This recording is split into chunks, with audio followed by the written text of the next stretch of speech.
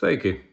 Edgars Rinkēvičs, persona, kas pateicoties netīram aizkulišu darījumam, ieņem Latvijas valsts prezidenta amatu, vakar bija aizmaucis uz Aglonu, lai uzlīstu kancelē un uzrunātu ticīgos. Izlaidīsim to daļu, ka Latvijā valsts tā kā esot šķirta no baznīcas un valsts prezidentiem reliģisku pasākumu kancelē nav ko darīt.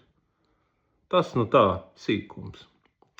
Izlaidīsim arī to daļu, ka šī negaidītā aizmaukšana uz Aglonu esot saistīta ar kādiem īpašiem drošības apsvērumiem, un tikai tamdēļ šī līšana kancelē ir notikusi. Nekas par šiem drošības apsvērumiem Latvijas sabiedrībai paskaidrots netika un nav paskaidrots joprojām, līdz ar ko šī svētbraukšana izskatās jo īpaši nejēdzīgi un aizdomīgi. Arī to izlaidīsim.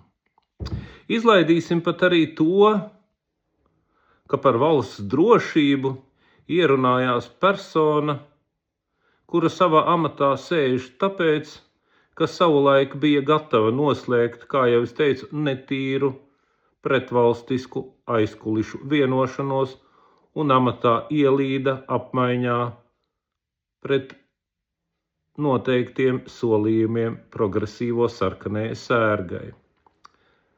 Tagad, kad mēs redzam tikai pirmos faktus no tā, ko aizsardzības ministra amatā ir sastrādājis, vai pareizi sakot, nesastrādājis, šīs te progresīvo sarkanās sērgas pārstāvis Sprūds, visiem vajadzētu atcerēties, ka atšķirībā no sabiedrības Edgaram Rinkēvičam, kā augstākajam virspavēlniekam, ar visaugstāko pielaidi valsts noslēpumiem, tas viss bija labi zināms gadiem ilgi.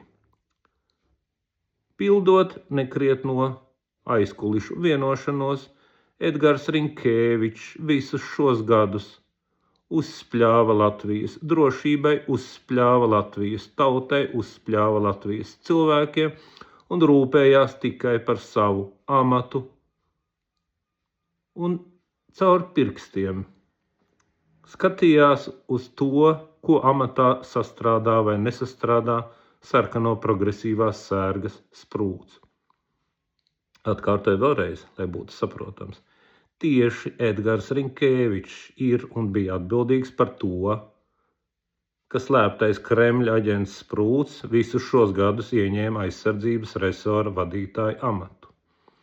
Tieši Edgars Rinkēvičs ir vainīgs un atbildīgs par to, ka Sprūds varēja darīt un nedarīt to, kas viņam ienāca prātā. Tieši Edgars Rinkēvičs bija un ir atbildīgs par to, ka visi šie te Sprūda izdarības tika piesaktas, un pats Sprūds netika saukts pie atbildības, bet turpināja palikt amatā, kā to paredzēja Rinkēviča vienošanās ar sarkano sērgu. Tagad šis te Rinkēvičs uzlien Aglonas kancelē un stāsta par to, ka visiem vajagot dzīvot draudzīgi, ka naids esot postošs. Jā, tur satversmē viss, kas mums esot sarakstīts, visādas tur apziņas vārdi un kādas vēl nebrīvības, bet naids esot postošs, nedrīkstot ienīst tos,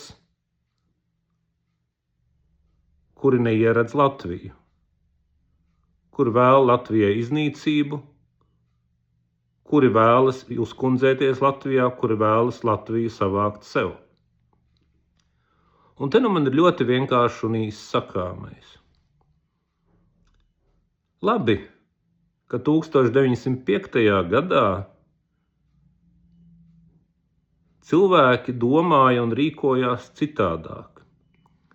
Labi, ka viņi ienīda tos, kas bija pelnījuši ienaidu un savu naidu pauda ne tikai vārdos, bet arī darbos.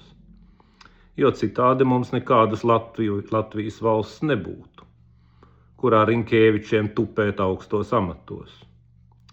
Labi, ka latviešu strēlnieki nerīkojās un nedomāja tā, kā to tagad iesaka gļēvais, nelietīgais bezmugurkaulnieks Rinkēvičs. Viņi zināja, ko viņiem ienīst, un viņi savu ienaidu pauda ne tikai vārdos, bet arī darbos. Tos, kas stājās viņiem pretī, kas vēlēja ļaunu latviešu tautai un Latvijai, viņi šāva nost un iznīcināja visos citos iespējamos veidos. Labi arī, ka brīvības cīņu laikā tūkstoši cilvēku nedomāja un nerīkojās tā, kā to tagad iesaka gļēvais bezmugurkaulnieks Rinkēvičs. Viņi labi redzēja, kas Latvijai vēl ļaunu, kas nevēlas nekādas Latvijas pastāvēšanu, un viņus šāva, dūra, kāva nost. Viņi ienīda savus ienaidniekus un nekautrējās savu ienaidu likt lietā, ne tikai paturēt akmenē zazotus. Tagad Rinkēvičs, kurš pateicoties visu šo tūkstošu un tūkstošu cilvēku ienaidam, sēž savā treknajā amatā, audzē savu daudz cietušo pakaļu un uz nodokļu maksātāja rēķina apmeklē jogas un pilātes nodarbības, saka, ka nevajagot ienīst tos, kuri vēl Latvijai ļaunu, kuri vēlas Latviju sev.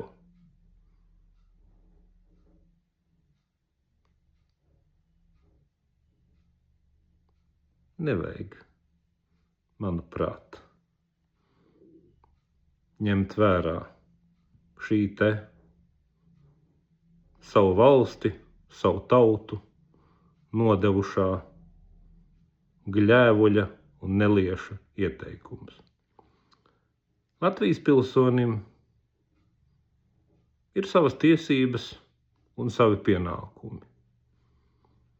Viņam ir tiesības ienīst tos, kuri vēlas Latvijai ļaunu.